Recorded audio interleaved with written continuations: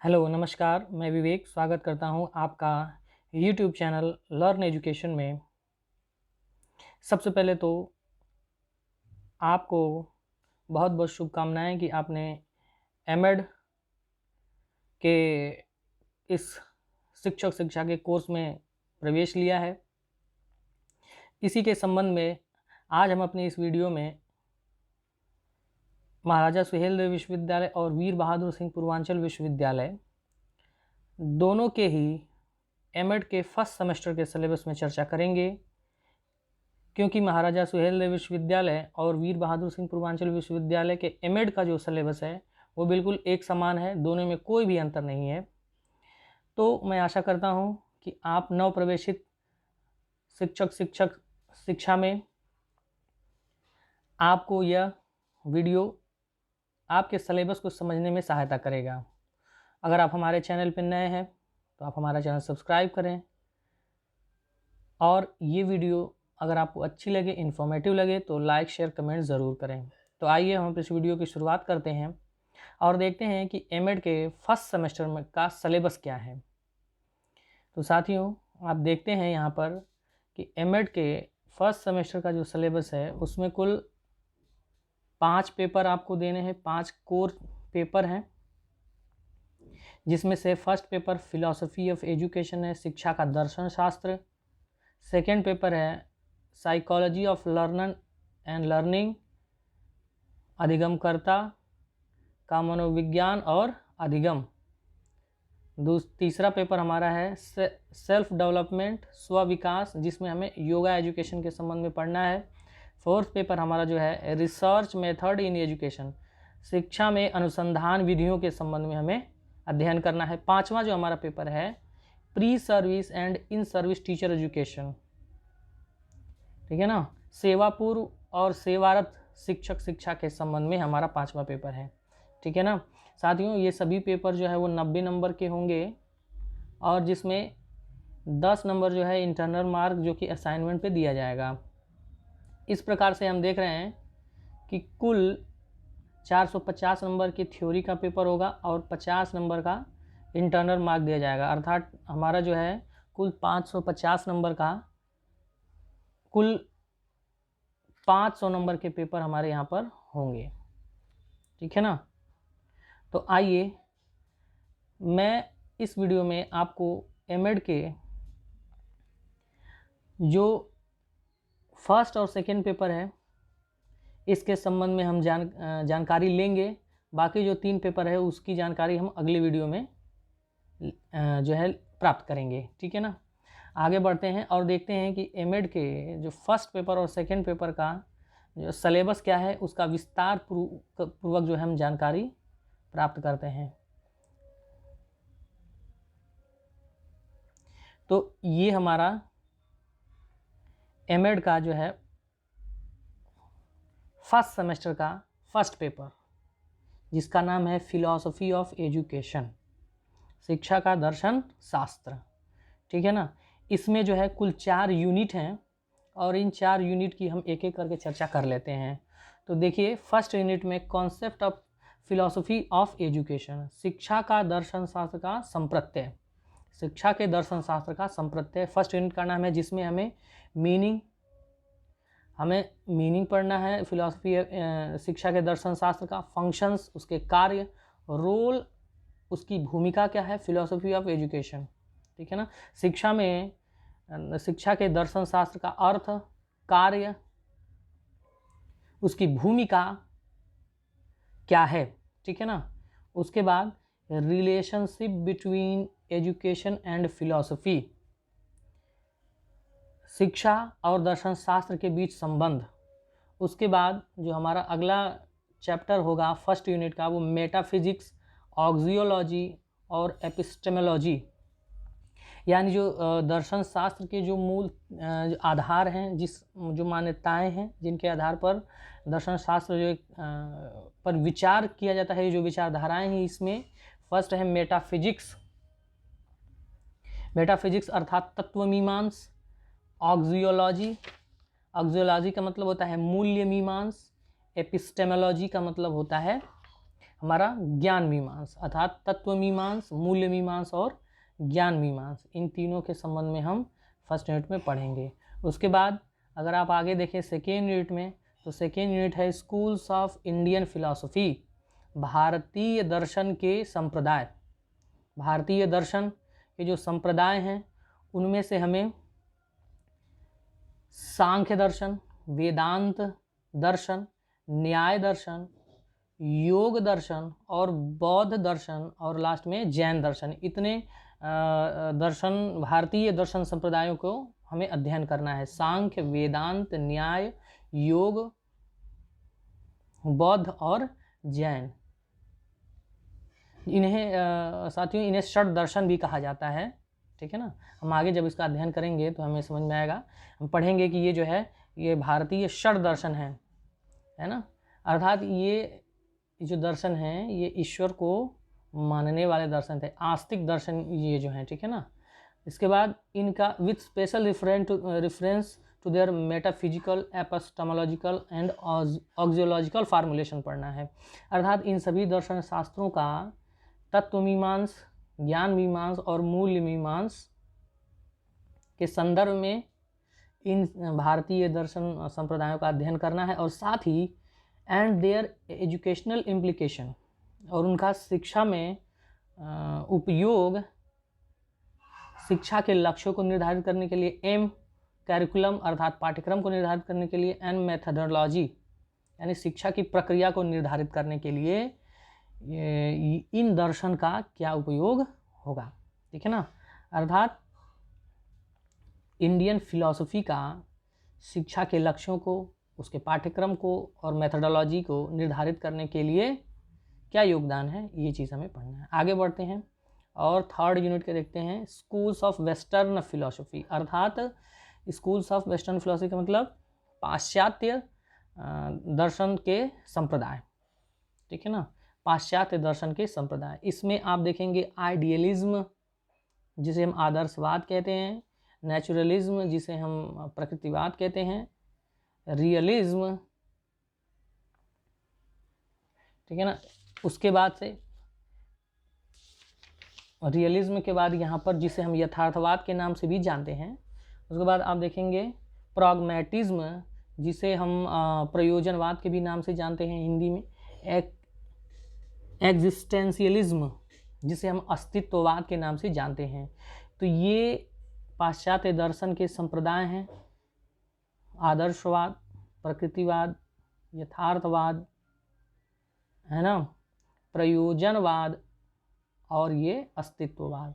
तो 5 पाश्चात्य दर्शन के बारे में हमें पढ़ना है, और वही चीज़ with special reference to their basic metaphysical, और इन सभी पाश्चात्य दर्शनों के मेटाफिजिकल, तत्वमीमांस, मूल्य मीमांस और ज्ञान मीमांस के पोस्टुलेट्स यानी मान्यताओं को और उनके एजुकेशनल इम्प्लीकेशन, शिक्षा में उनका उपयोग, शिक्षा के एम को निर्धारित करने के लिए, पाठ्यक्रम यानी करिकुलम को निर्धारित करने के लिए, और मेथडोलॉजी प्रक्रिया को निर्धारित करने के लिए क्या उपयोग है इनका। ठीक है ना, उसके बाद आगे बढ़ते हैं फोर्थ यूनिट की ओर, और फोर्थ यूनिट का नाम है हमारा, फोर्थ और अंतिम unit, educational thoughts of prominent philosopher, यानी कुछ प्रसिद्ध दर्शन शास्त्रियों के विचारधाराओं को हमने पढ़ना है, जिसमें से इंडियन फिलोसफर में, भारतीय दर्शन शास्त्रियों में टैगोर, अरविंद और जिद्दू कृष्णमूर्ति, ये 3 लोगों के बारे में हमें पढ़ना है। इसी में हमें वेस्टर्न फिलॉसफी में, पाश्चात्य दर्शन शास्त्रियों में हमें पढ़ना है सोक्रेटिस यानी सुकरात को, और रूसो, है ना, उसके बाद रसेल, बर्टन रसेल और जॉन ड्यूवी। ठीक है, इसमें वेस्टर्न फिलॉसफी में 4 दर्शन शास्त्रियों के बारे में हमें यहाँ पर पढ़ना है साथियों। ठीक है ना, तो इस प्रकार से हमारा एमएड के फर्स्ट पेपर में जो है, फर्स्ट सेमेस्टर का जो फर्स्ट पेपर है फिलॉसफी एजुकेशन, ये जो है आपका सिलेबस कंप्लीट होता है। इसी के साथ चलिए हम सेकेंड पेपर की भी चर्चा कर लेते हैं। जो हमारा सेकेंड पेपर है वो सेकेंड पेपर है psychology of learners and learning, अधिगमकर्ता का मनोविज्ञान और अधिगम। जो कि बीएड में भी आपने पढ़ा होगा, ठीक है ना। तो वही चीज़ यहाँ पे, लेकिन थोड़े से विस्तृत रूप में हमें यहाँ पर पढ़ना है, ठीक है साथियों, ठीक है। तो आगे बढ़ते हैं इसकी चर्चा। इसमें भी कुल 4 यूनिट हमें दिए गए हैं, जिसमें से फर्स्ट यूनिट है डेवलपमेंट ऑफ लर्नर, अधिगमकर्ता का विकास। तो अधिगमकर्ता के विकास के लिए फर्स्ट चैप्टर आप यहाँ पे देखेंगे कॉग्निटिव डेवलपमेंट, संज्ञानात्मक विकास।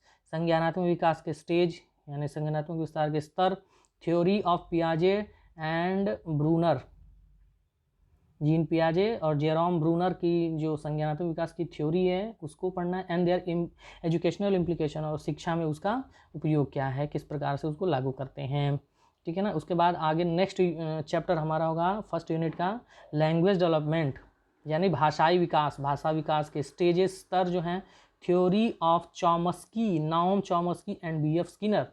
बी.एफ. स्किनर का भाषा विकास और चॉम्स्की का भाषा विकास से संबंधित सिद्धांत को हमें यहाँ पर पढ़ना है, ठीक है। एंड इन्फ्लुएंसिंग फैक्टर्स, और भाषाई विकास को प्रभावित करने वाले कारकों के संबंध में अध्ययन करना है। उसके बाद हम देखेंगे मॉरल डेवलपमेंट, नैतिक विकास, theory of Freud and Kohlberg, यानी कि नैतिक विकास से संबंधित सिगमंड फ्रॉयड की थ्योरी और कोहलबर्ग की थ्योरी को हमें यहाँ पर पढ़ना है। उसके बाद मॉरल जजमेंट, नैतिक तर्कणा एंड मॉरल बिहेवियर, और नैतिक व्यवहार, इन दोनों को हमें पढ़ना है, moral judgement and moral behaviour, ठीक है ना। नैतिक तर्कणा और नैतिक व्यवहार जिसे हम कहते हैं, इसके बारे में पढ़ना है। उसके बाद अगला चैप्टर हमारा फर्स्ट यूनिट का सोशल इमोशनल कॉम्पिटेंस डेवलपमेंट है ना, यानी कि मनोसामाजिक विकास आप कह सकते हैं, है ना। सामाजिक और emotion, socio emotional competence development, उसके अंतर्गत हमें उसका कॉन्सेप्ट और इन्फ्लुएंसिंग फैक्टर को हमें पढ़ना है, ठीक है साथियों। उसके बाद आपका सेकेंड यूनिट, जो हमारा सेकेंड यूनिट है उसका नाम दिया गया है मेंटल हेल्थ एंड हाइजीन, ठीक है ना। मानसिक स्वास्थ्य के संबंध में ये चैप्टर है। तो उसमें जो है कॉन्सेप्ट ऑफ एडजस्टमेंट, समायोजन का कॉन्सेप्ट, संप्रत्यय क्या है, और मेंटल हेल्थ, मानसिक स्वास्थ्य क्या है ना, समायोजन का संप्रत्यय और मानसिक स्वास्थ्य।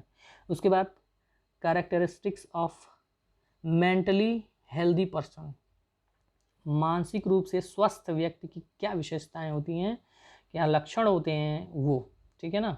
उसके बाद school and classroom practice for enhancing adjustment and mental health, यानी कक्षा में हमें किस प्रकार के अभ्यास करने हैं मानसिक स्वास्थ्य और समायोजन को इन्हेंस करने के लिए, सुधारने के लिए और बढ़ाने के लिए एमॉन्ग द स्टूडेंट्स, विद्यार्थियों के बीच में, है ना। विद्यार्थियों के बीच कक्षा में मानसिक स्वास्थ्य और समायोजन को के सुधार के लिए, उनको बढ़ाने के लिए किस प्रकार के अभ्यास कराने की आवश्यकता है उसे हम पढ़ेंगे। उसके बाद अगला चैप्टर जो रहेगा इंटेलिजेंस, बुद्धि के संबंध में, एकेडमिक, इमोशनल एंड स्पिरिचुअल, यानी एकेडमिक एंड संस्थानिक, इमोशनल है ना, भावनात्मक, और स्पिरिचुअल यानी कि आध्यात्मिक बुद्धि के बारे में, IQ, EQ और SQ जिसको हम कहते हैं, ठीक है ना। उसके बाद देयर इम्प्लीकेशन फॉर इवेल्यूएशन, और इवेल्यूएशन के लिए, मूल्यांकन के लिए इनका इम्प्लीकेशन, उपयोग, है ना। पर्सनैलिटी, व्यक्तित्व के बारे में, व्यक्तित्व का कॉन्सेप्ट, ठीक है ना, उसका अर्थ, ट्रायड थ्योरी, टाइप थ्योरी, प्रकार सिद्धांत जिसको कहते हैं हम, एंड साइको एनालिटिकल थ्योरी, ठीक है। देयर इम्प्लीकेशन फॉर एजुकेशन, ठीक है ना, जो साइको एनालिटिकल थ्योरी जिसे हम मनोविश्लेषण सिद्धांत कहते हैं सिगमंड फ्रॉयड का, ठीक है ना। देयर इम्प्लीकेशन फॉर स्टूडेंट, और देयर इम्प्लीकेशन फॉर एजुकेशन, शिक्षा में इनका इम्प्लीकेशन क्या है, मेजरमेंट ऑफ पर्सनैलिटी, अगला टॉपिक, ठीक है ना, मेजरमेंट ऑफ पर्सनैलिटी यानी व्यक्तित्व का मापन। तो ये हमारा सेकेंड यूनिट के यहाँ पे चैप्टर्स आते हैं। उसके बाद अब आगे बढ़ेंगे थर्ड यूनिट की ओर। तो थर्ड यूनिट जो है वो लर्निंग का है, अधिगम, मीनिंग एंड नेचर, अधिगम की का अर्थ और उसकी प्रकृति, है ना। गेने हैरची, है ना, गेने का जो सोपानकी है ना, रॉबर्ट एम गेने का, उसे हमें पढ़ना है।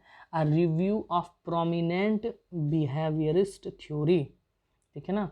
कुछ जो प्रसिद्ध व्यवहारवादी हैं उनको हमें रिव्यू करना है, उन्हें हमें पढ़ना है, जिसमें क्लासिकल कंडीशनिंग, शास्त्रीय अनुबंधन जो पावलॉव का है, ऑपरेंट कंडीशनिंग जो बी एफ स्किनर का हमारा है, ठीक है ना।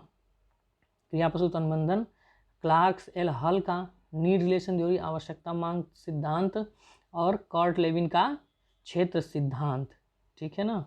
उसके बाद हाँ वही कर्ट लेविन का कॉग्निटिव फील्ड थ्योरी, ठीक है ना। उसके बाद पियाजे and Bruner's theory and Vygotsky की थ्योरी जो संरचनावादी थ्योरी है, with reference to learner capacities and motivation, अधिगमकर्ता की अभिप्रेरणा और उनकी क्षमताओं के रेफरेंस में हमें जीन पियाजे, ब्रूनर, वाइगोस्की के संबंध में हमें पढ़ना है, ठीक है ना। फिर उसके बाद आगे बढ़ते हैं, ट्रांसफ़र ऑफ लर्निंग, अधिगम का स्थानांतरण, and factor of affecting learning, अधिगम को प्रभावित करने वाले कारकों के संबंध में पढ़ना है, ठीक है साथियों। तो ये रहा हमारा 3rd यूनिट। और हमारे अगले 4th यूनिट का नाम है कॉन्सेप्ट एंड प्रिंसिपल, संप्रत्यय और सिद्धांत, ठीक है ना। नेचर, प्रकृति, कॉन्सेप्ट फॉर्मेशन क्या होता है ना। संप्रत्यय निर्माण जिसको कहते हैं, कॉन्सेप्ट मैपिंग, ठीक है, कॉन्सेप्ट मैपिंग क्या होती है इसको पढ़ना है। Factors affecting learning and concept principle, माने कि किसी संप्रत्यय के अधिगम को और सिद्धांत को प्रभावित करने वाले कारकों के संबंध में हमें पढ़ना है ना। Factors affecting learning of concept and principle, ठीक है ना। संप्रत्यय और सिद्धांतों को समझने में प्रभावित करने वाले कारकों। उसके बाद लर्निंग स्टाइल, अधिगम शैली जो कहते हैं उसको हम पढ़ेंगे। मास्टरी लर्निंग, है ना। उसके बाद rules of advance organiser in learning, rules of advance organiser in learning, ठीक है ना। तो ये हमारा है एमएड का फर्स्ट सेमेस्टर का जो है वो 2nd पेपर हुआ, ठीक है ना साथियों। तो इस प्रकार से इसमें और जो शेष 3 पेपर बचते हैं उसकी चर्चा हम अगली वीडियो में करेंगे। और इस वीडियो में अंत तक बने रहने के लिए आपका बहुत बहुत धन्यवाद। अगर आपको ये वीडियो अच्छी लगी हो इस वीडियो को लाइक करें, और एमएड, बीएड, एमए, बीए इत्यादि एजुकेशन से संबंधित विषयों के कंटेंट्स के लिए हमारा चैनल सब्सक्राइब जरूर करें। इसी के साथ आपका बहुत बहुत धन्यवाद। नमस्कार।